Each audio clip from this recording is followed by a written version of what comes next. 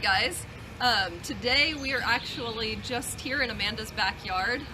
We're actually at our neighbor's backyard because some of the things I wanted to show you were easier to find here.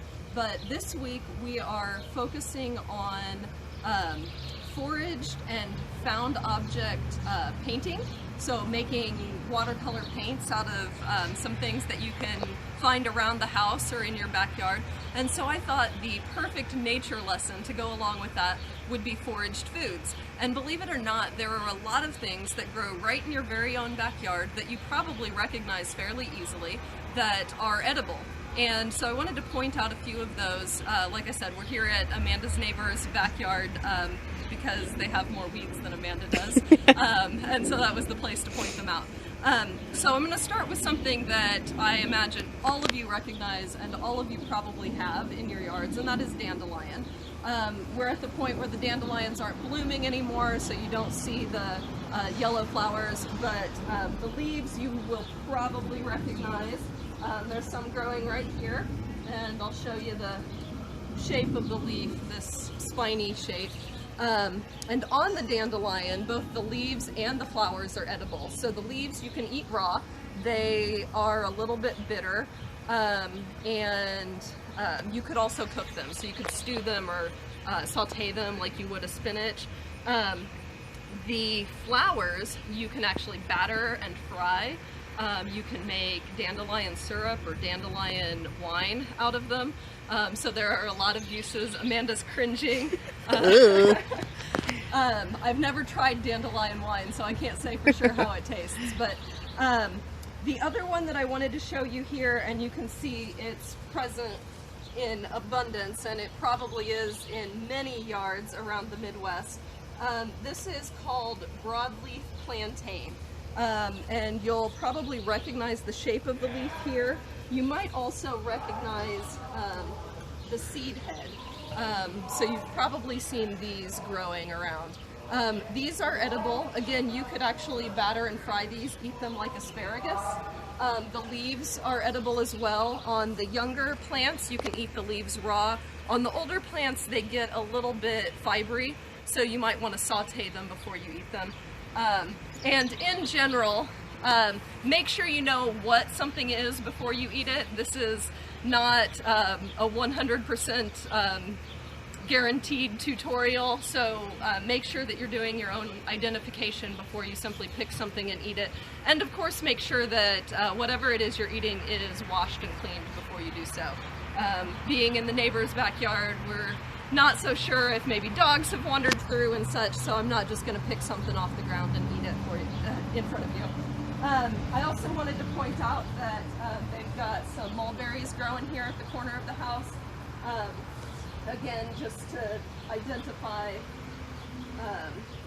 they have kind of a funky leaf shape, so they're usually pretty easy to recognize. Sometimes it's a little bit more lobed than others, but there are no berries on it right now, otherwise I'd show you what to look for in the berries. But I've got a mulberry tree in my backyard, and I've made mulberry cobbler. I've used it to make jams and marinades for meat. Mulberry jalapeno is really good on pork. So there are a lot of ways you can use it. Mulberry is something else that you could use to make wine as well if you were interested in doing so. I was hoping to last year and I didn't get to it, so maybe this year I'll give that a try. And then the other one that I wanted to show you from over here is called wood sorrel. And this one gets mistaken a lot for clover. You can see that it has very similar leaf shapes. You can recognize it by the 3 heart-shaped leaves. And usually it has little tiny yellow flowers. And also these little tiny seed pods that look a little bit like okra. They get about not quite an inch long, I would say. And actually every part of the wood sorrel is edible. It tastes a little bit like lemon or citrus, and you can eat it raw. It kind of brings that bright citrusy flavor to a salad. You can also cook it. But this is one of my favorites in terms of the edible weeds, just because of that bright lemony flavor. And so just to prove a point right now. This one I picked from elsewhere and feel pretty confident eating on camera. So I just thought I'd show you that. And we're going to walk across back into Amanda's yard. She's got one more over there that I want to point out as well. So the last one that I wanted to show you is actually growing up in Amanda's flower pots. She's got some tomatoes growing here, and right beside it is a plant called lamb's quarters. And I'm not sure that Amanda even realized that she was growing something else edible in there. I did not. But lamb's quarters is another one that's commonly found in backyards, and it has a fairly distinctive leaf shape to it, and then later in the season it grows these long seed heads, and so that's a good way to recognize it. And on these, both the leaf and the seed heads are edible. The leaves can be used, again, similarly to spinach, so you can eat them raw, throw them into a salad. You can also saute them. Last year at the church we did a workshop series, and we had a foraged meal when we did a live workshop on foraging, and I made quiche with mushrooms and lamb's quarters. So maybe someday you'll have an opportunity to join us and try that recipe. The seeds are also edible, as I said, and it's actually very closely related to quinoa.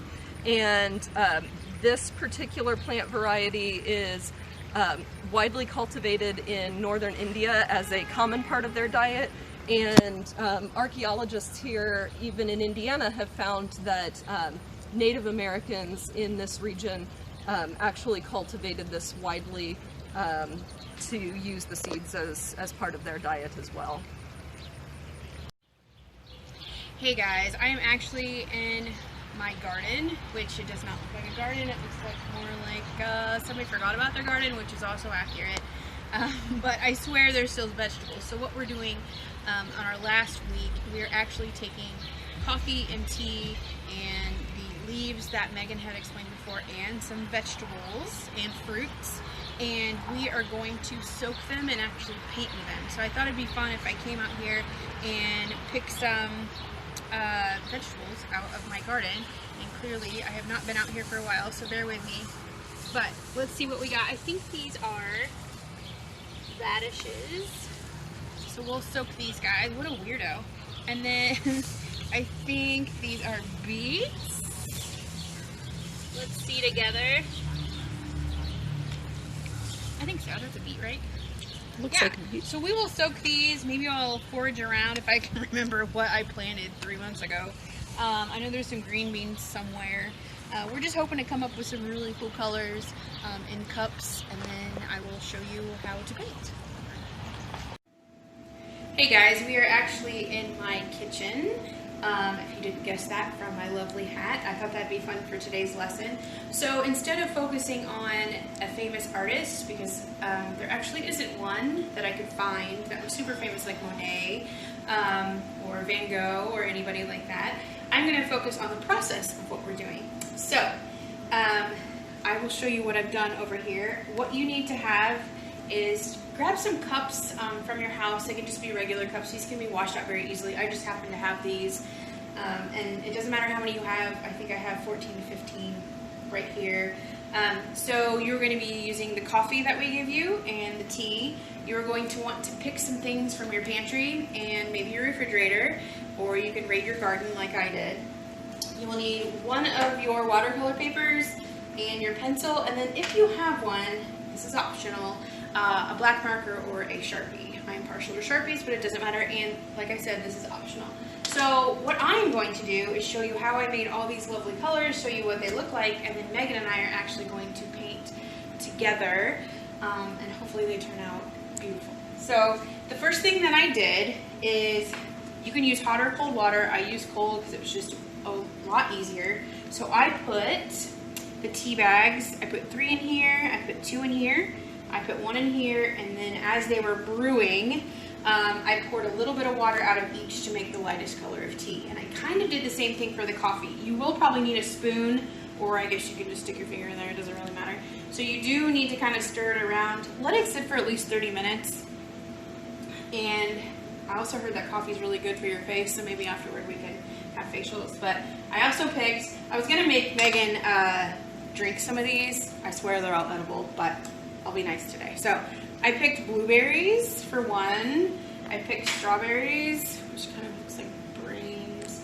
I picked lemonade, pickle juice, tomatoes from the garden, which look like worms, and then those lovely radishes that I was making fun of outside from our garden, which really doesn't look like they've done much except make my water really gross, but we'll figure it out. And then wood sorrel. Did I say that right, Megan? You did. So this one we had to look up twice how to, it's supposed to make yellow, however, you're supposed to boil it for 30 minutes, but we thought we would take a shortcut and boil it just in a mug in the microwave, and I don't know if you can see this, but it's not turning yellow, so maybe you should boil it. But I'm going to use it anyway. We'll try it. Just kind of made it murky, but why not? Trial and error.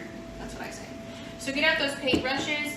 I would also maybe have just one clean cup of water just in case you get some leaves or some coffee stuck to something and you don't want it. And then, oh yes, my favorite thing. My paint rag that I've had that I talked about almost to everyone. Have that or some paper towels handy. So the first thing that I will do, let's do the tea. So you just kind of dip it in, just like you would paint. And there's the first one. Second. Pair it together, kind of getting lighter. So I would let that dry. Let's do coffee. Ooh, that's kind of gross. So you do, ooh, I like that one. So you guys can play around with this. Maybe you could get a scrap piece of paper at home and kind of try out the different shades. Now see, there's barely anything on that one, but we'll figure it out when they completely dry. Let's go ahead and try this. I'm gonna skip right to it. Let's go for it. Yeah, didn't do anything. That's okay. Pickle juice. Gross. Nope. Strike out. Lemonade. I can't tell. I don't know. I don't think so. Ooh. Strawberry. Do you think the strawberry, Megan's gonna? I think the strawberry is the one. Feeling good about it? Or not. Or not. Slightly. We're going to like have 0 very out of 5. monochromatic paintings. Which is okay. Actually, there is a couple, I think in Seattle. Their name is Angel and Andy Sauer, and they both paint with coffee for a living. They're both artists, and they do these incredible portraits and animal paintings. Here's the blueberry, and you should check them out. S-A-U-R is how you spell their last name. No blueberry. All right, come on, tomato. No tomato. Oh, I already know radishes. Okay, so it looks like we're using coffee and tea for a painting, which is fine. So in this next step, I'm going to shift over and you will watch Megan and I both paint together. Normally what I would do too is do a layer and then let it dry for a second. Maybe grab a hair dryer. That usually helps too. And then just, you know, the darker it is, the more layers you put. So stay tuned for the next part. Hey guys, so now the best part of the video. We decided on desert scenes. I went ahead and drew, Megan and I both, just a kind of landscape. Remember Georgia O'Keeffe really liked the desert scene, but also we decided that Megan is team tea, so she's only painting the tea, and I am team coffee, and we would compare them at the very end. And deserts tend to have a lot of brown, so you guys can do whatever you want. Also, I like the aspect of having layers. Just remember, things in front of you are, if they're like, I know plants aren't characters, but I call them characters, subjects. They're going to be a little darker, right? Because you're going to see more details, and your sky is going to be lighter. So with that, yeah, just grab your paintbrushes, go ahead. I would also add another thing of water, just in case also to clean your brushes, but if you feel like maybe instead of 4 you want to do 5 or 6 different shades, go for it. This is your guys' painting. So yeah, let's get started. Let's do this. It's a shame the blueberries didn't work, so we have something to paint the sky with. the other one that I was really looking forward to was the wood sorrel, and that's the one, remember, that I showed you outside that I took a little bite of and explained that it tastes a little bit like lemon, and that was the one that was supposed to provide a bright yellow dye, and I've seen it used to dye yarn, and so I was really hoping that we'd be able to showcase that one as a paint, and then we would have had something to paint our sons with. But I also wanted to let you guys know both the wood sorrel and the lamb's quarters are heavy in something called oxalic acid.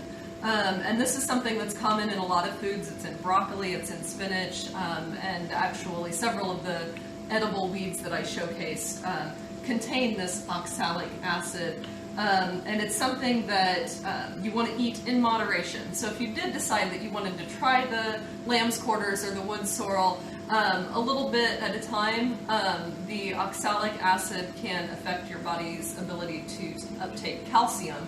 And so you don't want to eat a ton of it at any given time. But that also, like I said, goes for things like broccoli and spinach as well. And it really takes high doses of it to cause problems. But I wanted to be sure I put that out there. I didn't want anybody trying something and getting sick. So, Fun fact. Fun fact, yeah. How's your coffee painting going, Amanda? Brown. Mine too. Hey guys, so we finished our paintings. So as we were doing this process, I think a few pointers came from both of us. Here is Team Coffee. I actually liked the grittiness of it. I did end up making a fifth color, and I took coffee and put just drops of water in it instead of a lot of water, and that's why I got the darker color. That's what I would recommend. But also, we definitely used a hairdryer for both of ours. It just took too long. So if you have a lot of patience and your whole day, by all means, put a million layers on there. But we wanted to get it done within a half hour. So, and then this is the lovely tea, which I think looks really pretty. It definitely went on light, so to get some of the darker colors, I had to go over it a couple times. And the rocks, where I was able to get it a little bit darker, I actually put whole drops and let them sit. So you can see some of these rocks are still in the process of drying. So I found that on the page, I did not see a big difference actually between each of the colors as they are in the cup. Really what made it lighter or darker was how thin I spread it on the page. And if you, I don't know, I imagine I can see a little bit of tint from the strawberry, but I might also just be imagining that. We were just super hopeful. But in the comments, you can vote for Team Coffee or Team Tea, and of course we look forward to seeing your finished products as well. Yes, absolutely. And we want to thank you guys for this whole 5-week series as well. I've had a really fun time. I hope you have too. Also, I just noticed that both of these paintings really define our personality. I am very chaotic, and Megan is definitely the calmer, organized one. So I don't know, just a side note. So make sure you send me your pictures. I would love to post them. And I hope you guys had a fun every Wednesday in July.